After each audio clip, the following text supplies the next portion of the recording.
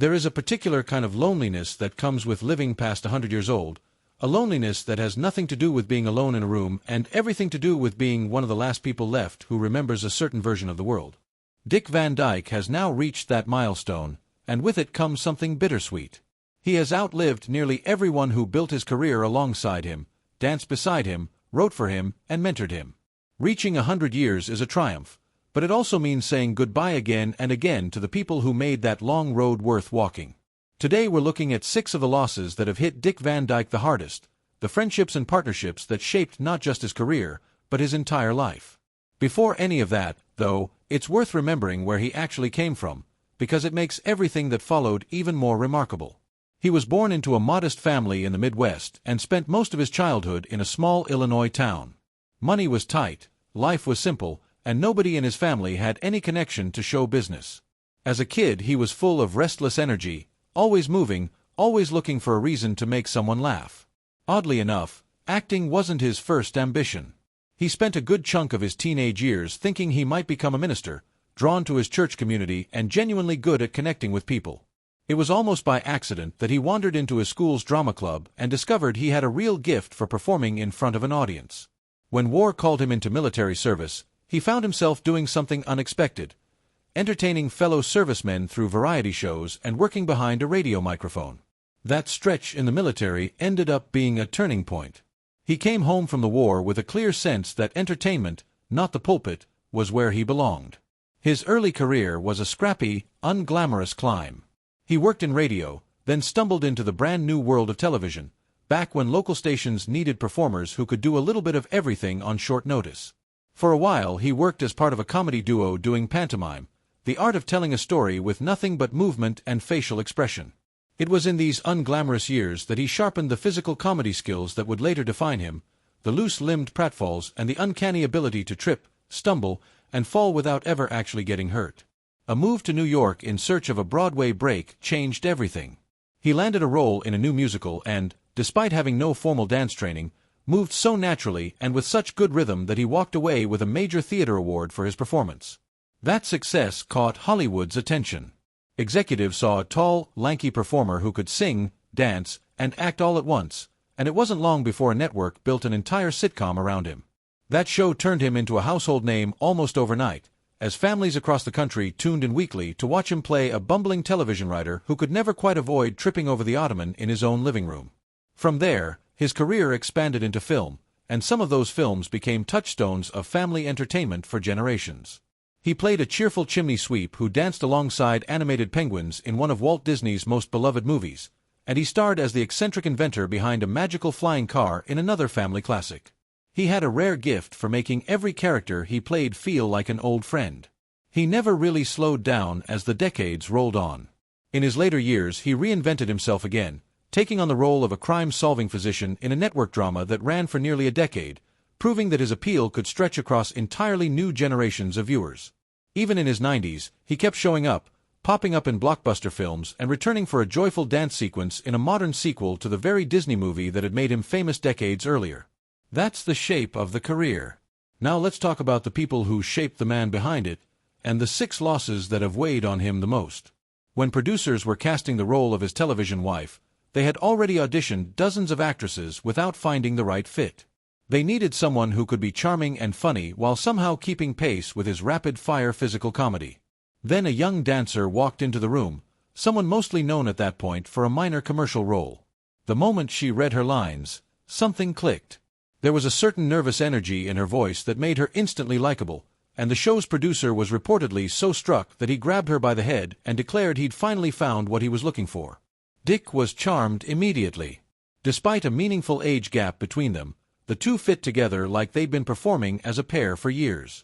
He noticed right away that she wasn't just a pretty face reciting lines. She understood comic timing on the same instinctive level he did. Once she won the role, the two of them formed a partnership that would go on to shape television history. Audiences believed their on-screen marriage so completely that many assumed they were a real couple.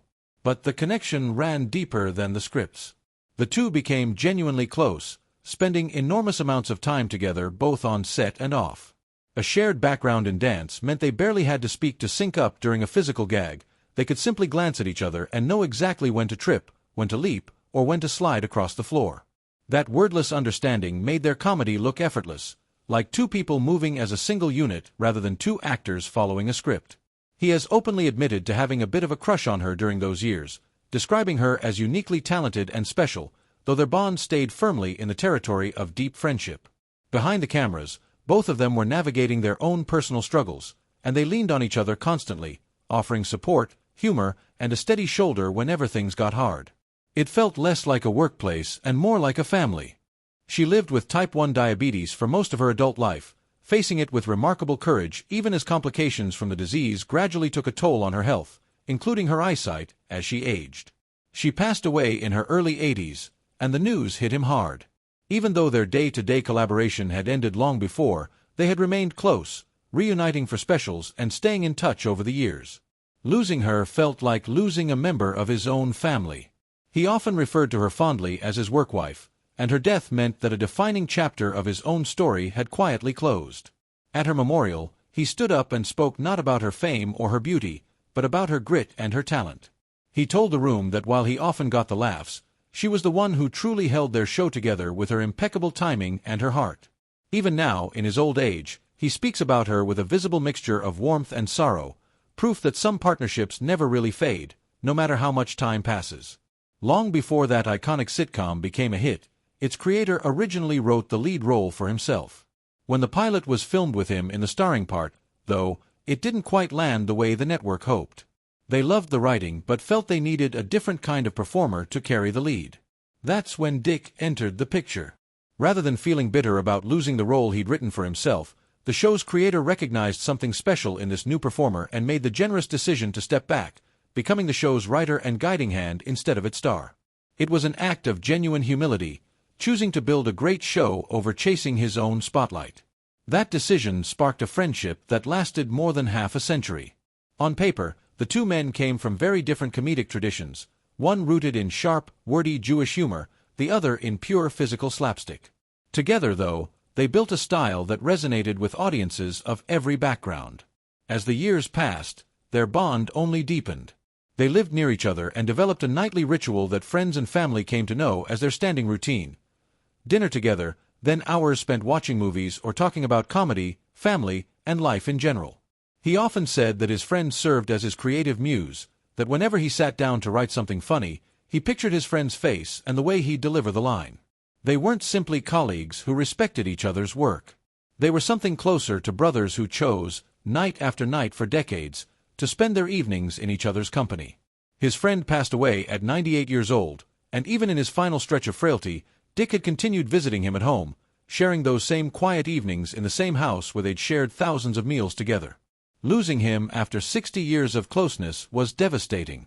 In a public statement afterward, he said the world felt quieter without his friend's laughter, meaning not just that a person was gone, but that a very specific kind of joy had disappeared from his daily life.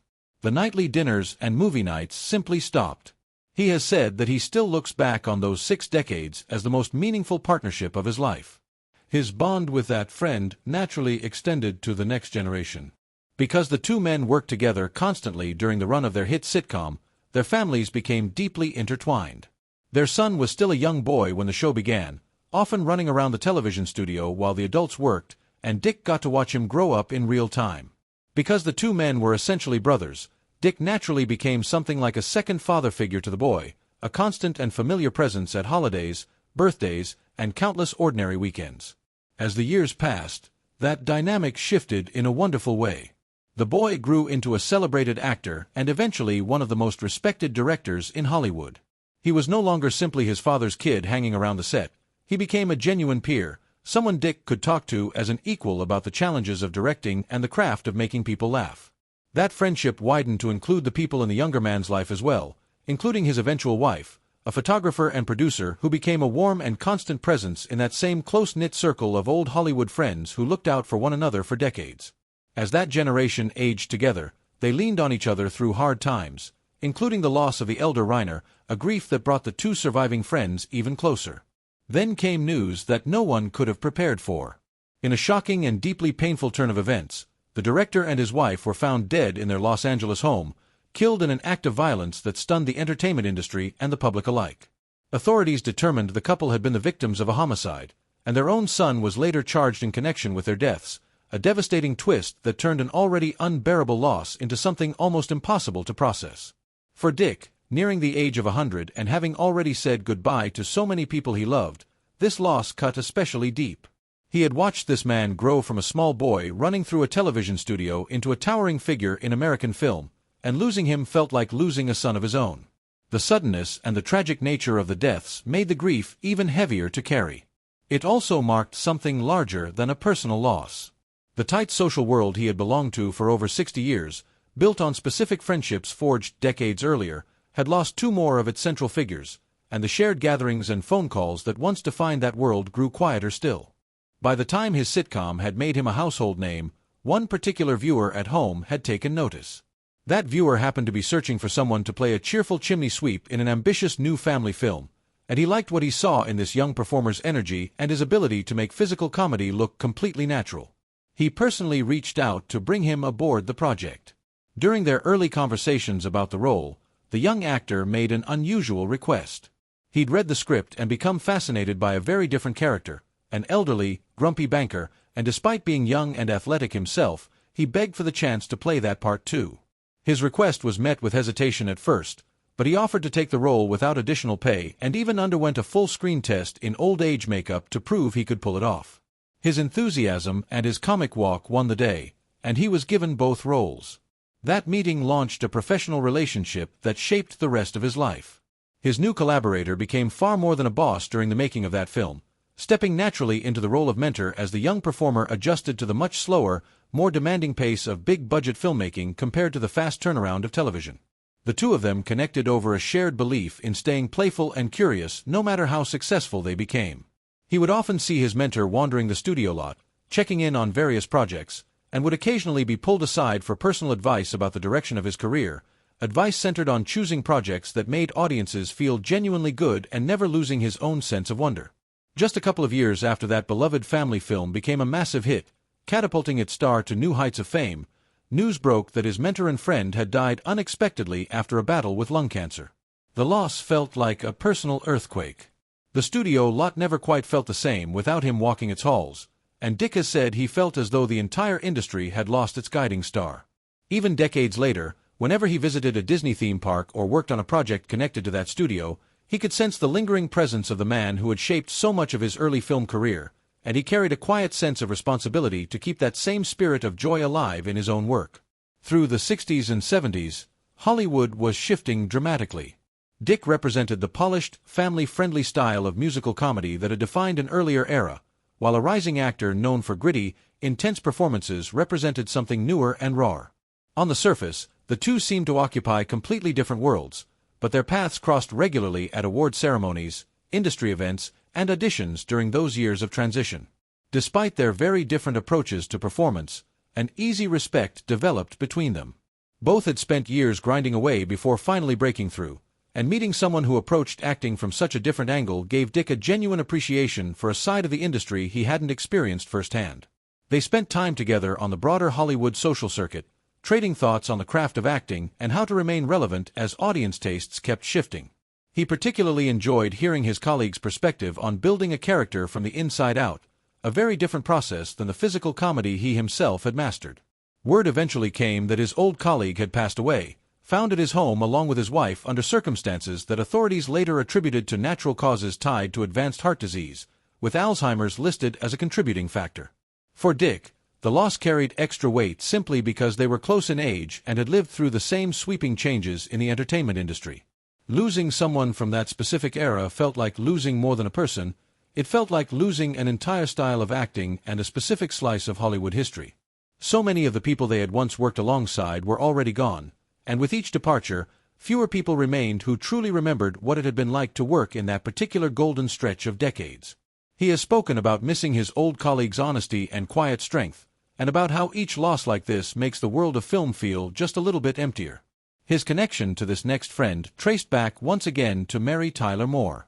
While Dick had been the star of the original sitcom decades earlier, this actor found fame playing a tough but big-hearted news station boss on her later solo series.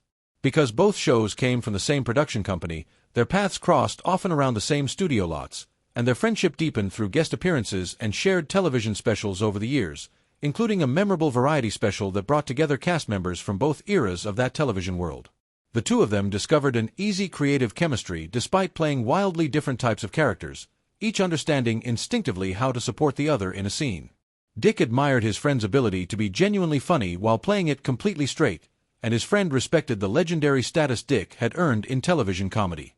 Off-screen, the friendship had a bit of an odd couple quality to it.